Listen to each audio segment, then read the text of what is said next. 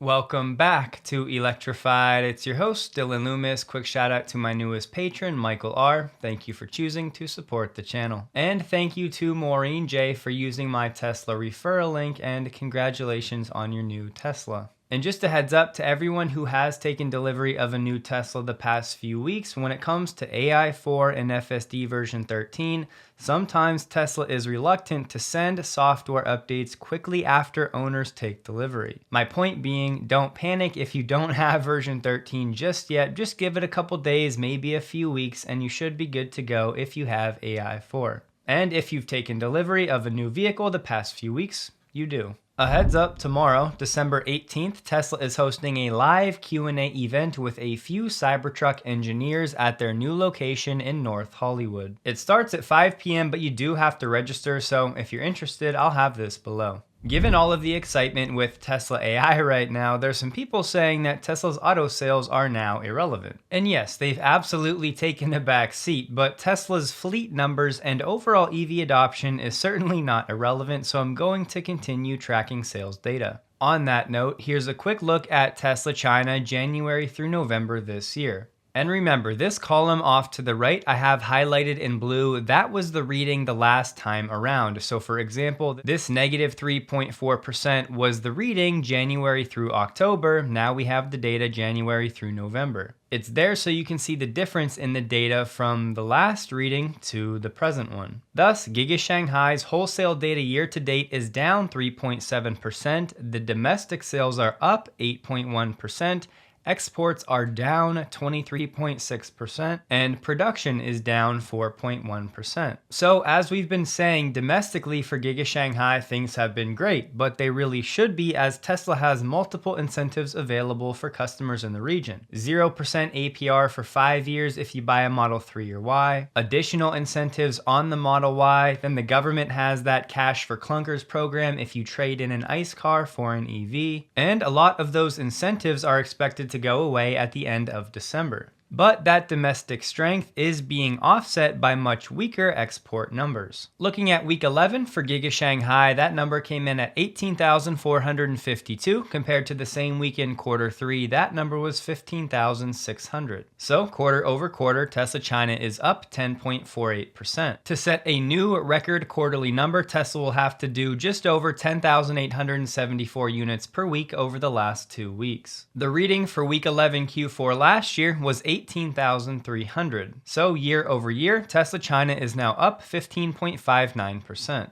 I did go ahead and add this year-to-date comparison highlighted in purple. Since we're in week 11 right now, this is year-to-date through week 11 in 2023, and it'll be the same comparison year-to-date 2024 through the current week, which is week 11. And using that year-to-date data, Tesla China is up 7.86%. Just remember, this year-over-year comparison is comparing the quarter, and this year-over-year comparison is comparing the year-to-date numbers. And at the bottom, I have the total for 2023, so it's true that already year-to-date for 2024, Tesla has surpassed the figure for all of 2023, again with 2 weeks left. On the delivery front, the key number for Tesla in quarter 4 is 515,000, about. If they can hit that number, that means they'll avoid a year-over-year decline in overall global sales. Right now, the analyst consensus is about 510,000, and Tesla has never delivered over 500,000 units in one quarter. This definitely might be the first, but time will tell. Either way though, we're likely looking at flat year-over-year sales growth, and 25 may not be much easier, especially if the EV tax credit does go away. A quick note, Xiaomi, the smartphone maker over in China that's trying its hand in the EV world, has been doing quite well early on with its SU7, which obviously is a direct competitor to the Model 3, and they're about to launch their Model Y competitor, the YU7.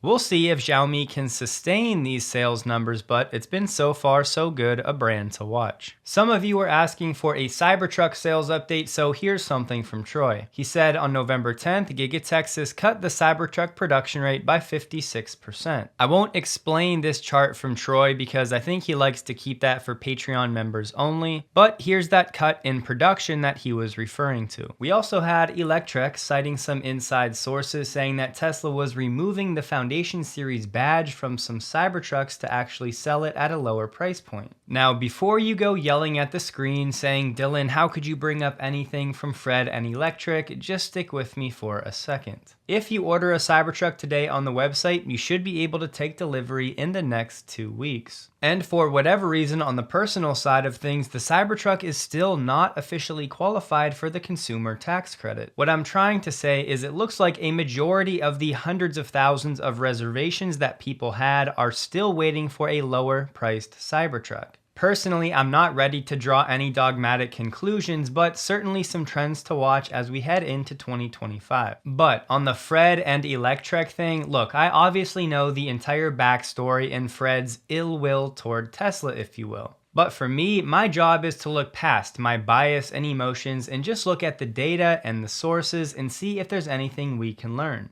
Electric also said that Tesla was having issues with a new version of AI-4 and it was short-circuiting, resulting in failures of certain features. And as expected, most people in the comments were just giving Fred a hard time about him selling his Tesla shares and telling him how salty he sounds. But instead of having that fun, I just went to look for any data and people reporting on this problem. The sources said this problem had been going on for months, and I was able to find this thread on Reddit. 2024 and 2025 Model Y AI-4 short computer failures thread. Spoiler alert, there are dozens of comments from Tesla customers saying that this problem has happened to them. One user said AI-4 car computer remove and replace appointment set for December 11th, 2024. Then later that user said the appointment was delayed to mid-January. Someone else said they were contacted by Tesla and the tech from my local service center told me Tesla has told them to stop replacing the computers until they get to the root cause. He said they're going to try to fix it with a software update and to expect 30 days. I'll stop here, just know there's plenty more in this thread. I'll have it linked if you want to check it out. Based on what I can gather, this is definitely not a widespread issue, but maybe something like less than 1% of deliveries over the past few months. So whether Tesla replaces these computers or fixes this with a software update, the overall point is don't let your emotions stop you from getting to the bottom of certain data. You guys know I'm no fan of Fred or Electric, but based on the data, it looks like there may actually be a small problem that Tesla needs to fix here, and it's good for owners to be aware of it. I'm sure you've heard by now, but Ashok did say FSD version 13.2.1 is now rolling out wide to AI-4 customers. That, plus the holiday vehicle software update, is coming within a week. The team's working on a much updated version 12.6 for AI-3 customers by the end of this year. For whatever it's worth, for me, I'm not yet ready to say that AI-3 owners will never get a version 13 branch. However, I'll be honest, after reading this a few times, part of me does feel like this is Tesla telling the world, you know what, this may be the first bifurcation of AI-4 and Hardware 3. Hopefully that 5 to 10% of me that feels that way is totally wrong, and in Q1 Tesla drops version 13 for Hardware 3.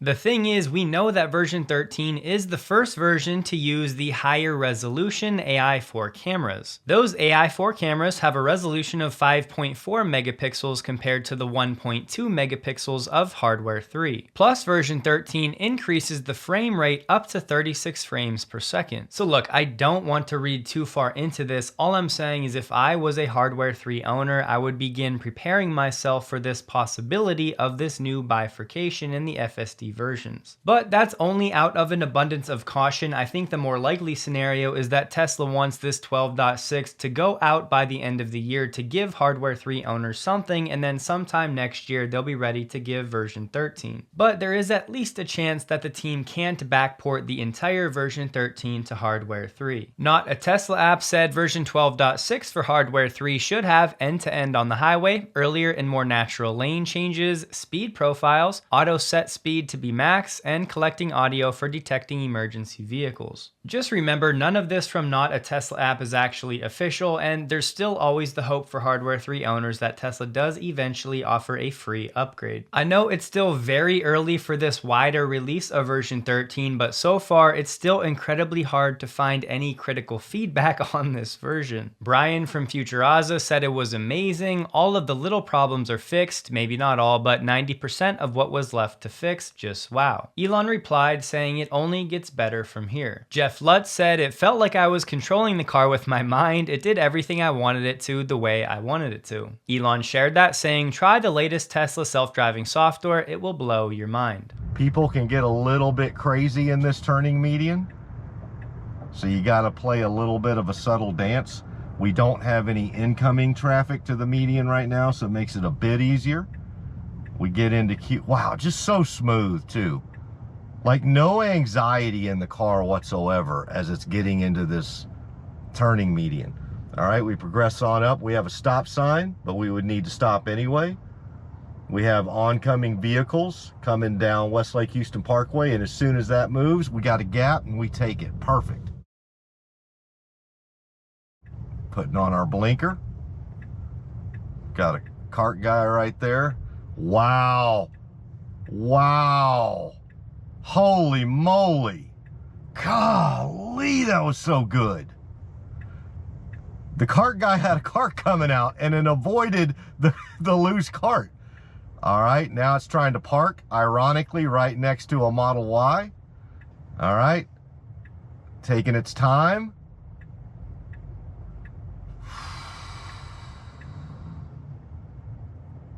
Wow. I mean, absolutely perfect. That's feature complete right there. What are we gonna do? Two-lane, two-way, one. It's gonna, yeah. What's it gonna do now? I mean, it's going to go up there because it's got a spot to pull over and let this guy through. All right. Let's see if it doesn't. Yes, yes, yes, yes, yes! My God. Yes! That was unbelievable. That was good. Wow. It saw that. Can you believe? Like, that's a very subtle feature. I'm sure most of you have already seen that clip, but hearing James Dauma get so amped up is must-see TV in my opinion. All I can really say for now is the excitement is continuing to build. Indonesia is now trying to pitch Elon on building some data centers for XAI in the region. At this point though, Luhut is basically looking for Elon to do anything new venture-wise in Indonesia. Previously, they offered ideas for a battery factory, but Elon turned that down because he said they're going to do that in the US. Which makes sense because it's much closer to Tesla's factories. However, Luhut and Elon are planning to meet in February to discuss this data center opportunity. The battle between IG Metall and Giga Berlin rages on. Tesla is now accusing IG Metall of trying to sow unrest at Giga Berlin by seeking to oust the head of the Works Council. In a statement, Tesla said, since the start of Giga Berlin, IG Metall has repeatedly tried to cause unrest in our factory and put obstacles in the way of our success strategy. Our independence and the resulting good working conditions and secure jobs at our plant are a constant source of annoyance for the union. But what really matters here is all of the news is still pointing to Tesla pushing forward with the expansion at Giga Berlin despite all of these headwinds. So last week, as many of you know, I came down with a cold that I believe turned into a sinus infection. You know how when you're not feeling well, any real nutritious food is just not appealing at all. Maybe this is just me, but in those times, all I want is junk food. Which is where, yes, AG1 comes into play even more as a quick and easy way to get 75 vitamins, minerals, and probiotics with every serving. Now, a few of you love to joke about me getting sick and how AG1 must not be as good as I say it is. And I know there will always be haters out there, but to clear the air, when I train my body, which I've been doing again pretty seriously this year, in the short term, it lowers my immunity as I'm literally breaking down my body, so it does make me more susceptible to illness. Plus, I live in a cold climate where many people get sick this time of year. There's obviously nothing anyone can do or take that prevents illness 100% of the time, and I've never even hinted that AG1 can. My main message with AG1 is always the same. If you're someone who has periods of lethargy, brain fog, bloating, cravings, etc., I just think maybe you should try something like AG1 to see if your body responds to getting more high quality nutrients after a few months. So if you'd like to support the channel and your own health, right now AG1 is offering a surprise bonus limited edition gift. That's in addition to the welcome kit when you first subscribe. It may not be around for too much longer, so you can head to drinkag1.com/electrified to check it out while supplies last. Here's where I'm sensing desperation from the competition. Honda and Nissan will enter negotiations toward a merger, joining their resources to better compete against Tesla and Chinese EV makers. Honda and Nissan are considering operating under a holding company and soon will sign a memorandum of understanding, an MOU, the details of which will be worked out later. They'll also look to eventually bring in Mitsubishi Motors. Honda and Nissan entered a strategic partnership in August on shared automotive components and software. Don't forget, earlier this year, Honda said they would cut capacity in China by 500,000 vehicles, which is about 10% of Honda's global output. Earlier this year, we had sources at Nissan saying the brand has just 12 to 14 months to survive. And Nissan's CEO himself admitted the company missed the memo on North America's demand for hybrids. Plus, faced with slumping sales, Nissan plans to reduce its global production capacity by 20% and cut about 9,000 jobs, or just under 10% of its total workforce. But let's broaden our scope a bit. This is part of why I enjoy following the news, because over time you can pick up on trends. Earlier this year, GM and Hyundai signed a non-binding agreement to begin cooperating at several levels. Everything from raw materials to software was on the table. The main goal, sharing resources on EV development. There's more. Toyota and BMW decided to join forces to push through the headwinds on fuel cell vehicles. And I'm sure many of you remember the new joint venture between Rivian and VW. You get the picture. These companies that have been competitors for decades are now reaching out to each other saying, hey, do you want to work together to try to find a way to compete with Tesla and the Chinese EV makers? The complexity and complication that these joint ventures bring to these business models and the overhead and the decision making, it all just becomes so muddy. It is absolutely a sign of desperation. It will take time for all of this to play out, but the great consolidation has most certainly begun. Waymo has announced it'll start testing its autonomous vehicles in Tokyo in early 2025. Not only would this be Waymo's first international expansion, but it would be its first foray into a left-hand drive market. However, Waymo has not committed to start commercial service in Tokyo yet. Waymo will partner with Japan's largest taxi operator, Nihon Kotsu, and Taxi App Go to begin its testing. To start, Kotsu drivers will manually operate the Waymo vehicles to map key areas of the capital. Waymo will also test its robotaxis on a closed course in the US built to mimic driving conditions in Japan. The Japanese taxi service will oversee the management and servicing of Waymo's vehicles in Japan. Waymo is doing its best to scale here. They announced Miami for 2025. They talked about Atlanta and Austin in partnership with Uber around the corner. And what's nice about Tokyo is they have designated certain areas as test zones for self-driving cars. An update from the Supercharger team: with plenty of holiday travel ahead, Max said we're prepared by scrubbing the network to be close to 100% uptime. They're deploying attendance and Tesla Megapack chargers at our busiest sites. They'll have their 24/7, 365 Operations Center at Giga New York, and they'll still be opening new superchargers throughout the holidays. And he said, if you ever have to wait, note that our models detect it, and those superchargers become a top priority for everyone at Tesla charging.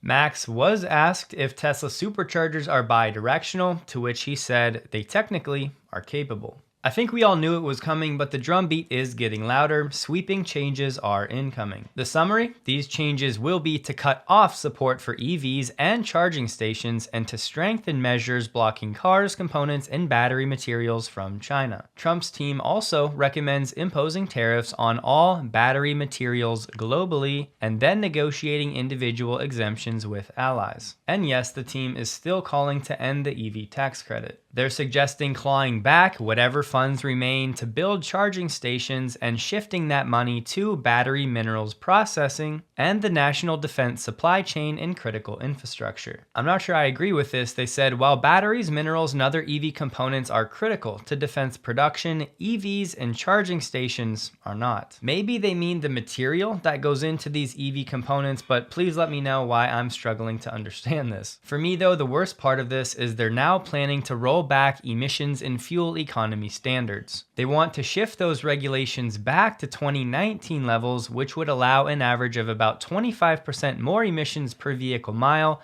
than the current 2025 limits. And the average fuel economy would be about 15% lower. They're also recommending blocking California from setting its own stricter vehicle emission standards. Look, I don't want to sound too biased here, but I can't see rolling back these emission standards as anything other than putting greed and profit and catering to these automakers and their whining. They're putting all of that above everyone's health. Sadly, I'm not at all surprised. If there is a silver lining here, they said one of the proposals is waiving environmental reviews to speed up federally funded EV infrastructure projects, including battery recycling and production, charging stations, and critical mineral manufacturing.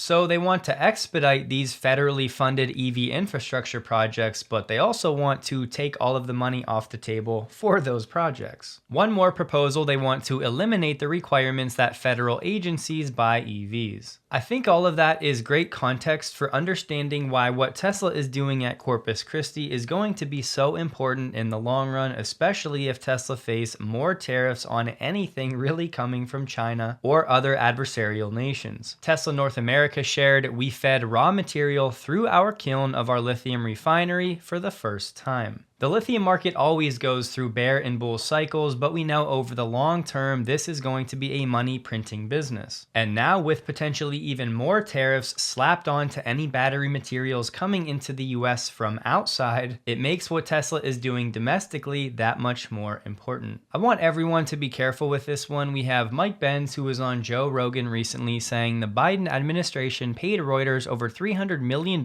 in government contracts. 11 different Biden government agencies targeted Elon's businesses. We know that, we've been talking about that all year. He said all 11 agencies paid millions of dollars to Reuters. Reuters then won the Pulitzer Prize for their work on Elon and misconduct at his businesses. First thing I want to highlight, if you go to usaspending.gov, you can actually see these transactions, but most of the payments actually go to Thomson Reuters, which yes, is technically a different entity than Reuters News and Media. Just know that Thomson Reuters actually does a lot more than just news and media. They do things like legal, tax, accounting, and oftentimes that work is for the government. But it is true that the Reuters News and Media that we're familiar with is part of Thomson Reuters. But if you change the filters and highlight only the years when Trump was president, you'll find very similar transactions. Here they are for Trump's term. Most of these do also go to Thomson Reuters. If you scroll far enough, eventually you see some for Reuters News and Media. Bill Lee shared this information saying lawfare, to which Elon said 100. Elon shared it saying corrupt legacy media paid for by deep state Democrats. Sean McGuire said if the media actually did its job, they'd quickly realize Biden has been the most corrupt president of the modern era, but instead the media is too busy taking Biden's money to investigate Elon. Elon's mother said for sure the media was coordinated as they used the same hateful headlines. When I travel in Europe, people ask me why American media hates Elon. Now I can share the huge bribes they received to spread malicious lies. Thanks for finding this corruption. Again, just a few of the business operations Thomson Reuters does that may have nothing to do with the news: anti-money laundering tools, KYC services, regulatory compliance software, financial crime prevention tools, data analytics tools, workflow automation solutions, cloud-based platforms. And you guys know all year I've been saying that this lawfare needs to end. It's absolutely a real thing. I'm just not sure with this specific data we can actually connect these dots. But I'm also not naive, so I know that we don't have to have tangible evidence to know what's really going on behind the scenes or underneath the headlines. There could absolutely be spoken or unspoken agreements for many of these government contracts where the understanding is, okay, you have to go make Elon's life difficult. I just think we're at a time in culture where way too many people are reading one post without really verifying anything and then sharing it as if it's gospel. So don't misunderstand me. I'm not at all trying to make an argument one way or another for what I think is going on here. The truth is I have no idea. All I wanted to do here was add a bit more context to this conversation so you all can come to a more informed decision. Boston Dynamics laid off 45 employees last week. The cuts affect nearly every function throughout the business. The company said, "We're burning through cash at a rate that exceeds our commercial progress to date, and we need to streamline our operations and production processes to support sustainable growth." Just know right now there are many Tesla analysts updating their Tesla stock price targets. I'm not going to cover all of these because what I really look for is their rationale, and they're not telling us anything we don't already know. And what's worse is many of these analysts have buy ratings on Tesla stock with their price target lower than where Tesla is now. I know one thing for sure, and it's that math is not mathin'. Tesla stock closed the day at $479.86, up 3.64%, while the Nasdaq was down 0.32%. The volume was 29% higher than the average the past 30 days. Tesla stock is now up over 242% since April this year. Elon shared a post talking about he was destroying Tesla's brand a couple months back, saying, "My, how the tables have turned." In case you missed it, Holmar said almost nobody has fully grasped yet what's happening at Tesla, game, set, match. To which Elon said the path to overwhelming victory is clear,